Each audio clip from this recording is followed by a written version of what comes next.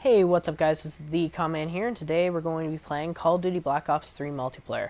We're using a specialist called Firebreak. There's many in this series, all of them have different abilities, but for today we're just going to be using Firebreak. He has two abilities. I'm going to choose the Purifier. It's a flamethrower that you can unlock. It's pretty powerful. Let's get right into the game.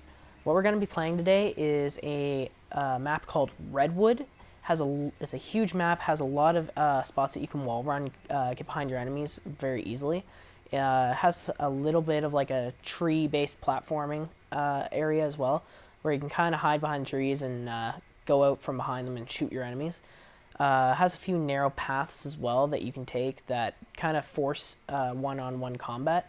But then the rest of the map is pretty big, where you can basically try and sneak your way around, allowing more slow combat if that's what you're up for. You can in fact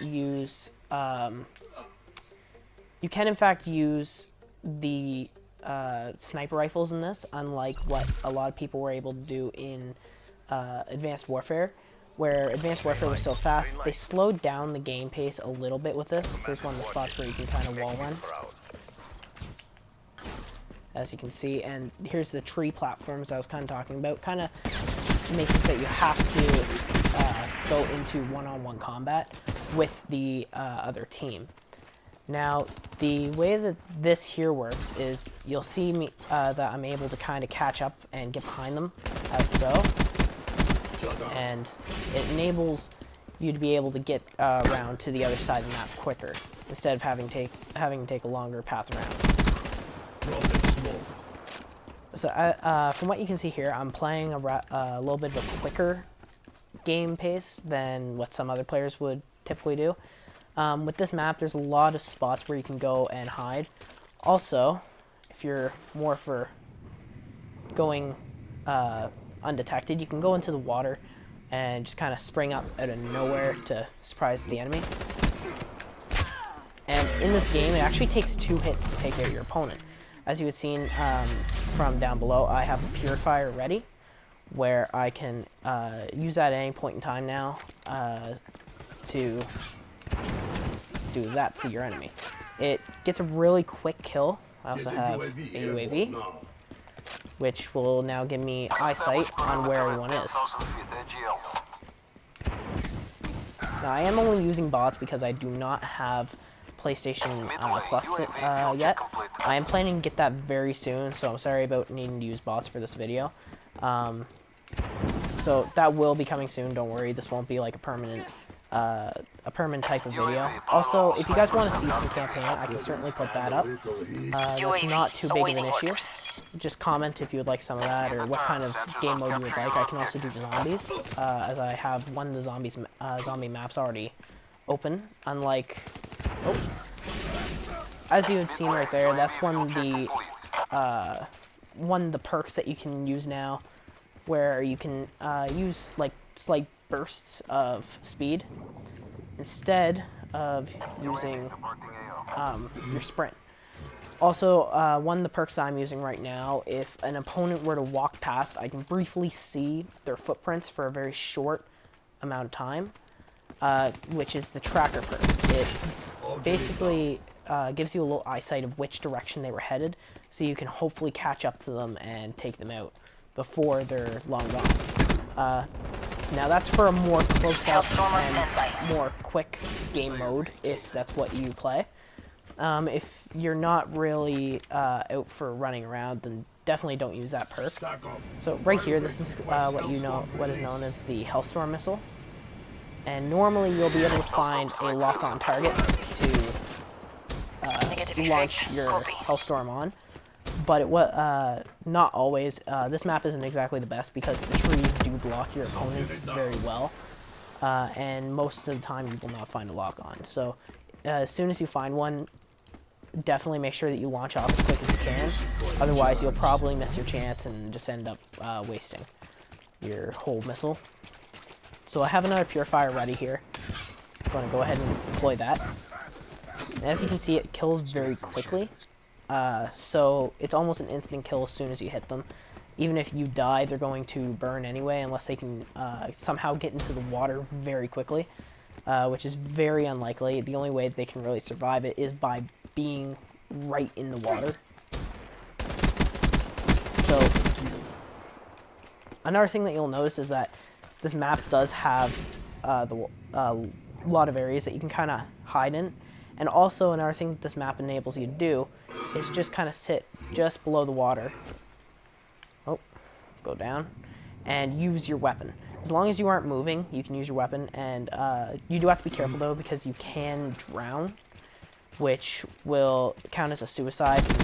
In some matches, suicide actually does lead to you losing points, or your team losing points, or you not being able to spawn for an extended amount of time. Now, with the new PS4, if any of you guys don't have it, a new feature that they had added is a speaker in the controller. And basically what that enables it to do is it lets it give you constant updates on what's happening with enemy movements, which is pretty good from a tactical standpoint of allowing you to know where things are standing and how, like, what they've launched, where things are. You'll get constant updates from your team. I believe you can also use it to listen to team mics. Once again, I just got the PS4, so I'm not 100% sure on that. If you guys want to check up on that, you can. But let's just jump up here. And as you can see, this map, like I said, is very big. So let's go back around here. Deploy a UAV. This will give me more insight of where they are. In the turn, sensors will capture your objective. I don't know if you can hear the controller. I'll try and bring it up to the mic next time that it makes a statement. Oh. And also another neat thing is that when the player in the game, which is you, takes damage, the little light on top of the controller actually will change color from blue to red. To make sure that you do know that you are in fact hurt.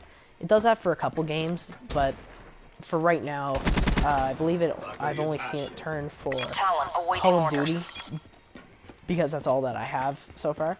But it does in fact change for other first-person shooter games or games that you will take damage. That right there, that is a drone that you can unlock. It's, I believe, 5 or 10 kills to get it. And what it does is, it's a controllable thing. It's called Talon. And the Talon, you can move up and down, and you can actually go inside buildings pretty easily. That little triangle, spinny, I don't know what you call the symbol, that up in the top corner is your power, and the little drone picture is your damage.